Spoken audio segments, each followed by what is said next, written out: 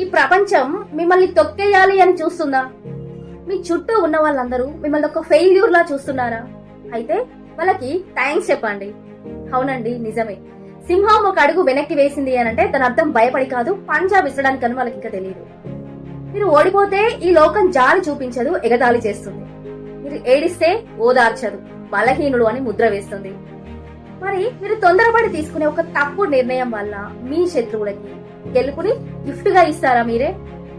మీ తల్లి కళ్ళలో కన్నీళ్లు, తండ్రి పడే కష్టం, పిల్లల భవిష్యత్తు, ఇవన్నీ మీ మీద పెట్టిన పెట్టుబడులు.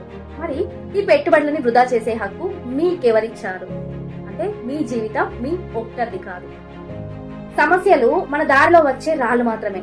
ఆ రాళ్లతో కింద పడిపోతారో లేదా ఆ రాళ్ళని మెట్లుగా మార్చుకొని శిఖరాన్ని చేరుకుంటారో అది మీ చాయిస్. ఎవరో వస్తారు, ఏదో చేస్తారు అని ఎదురు చూడకండి.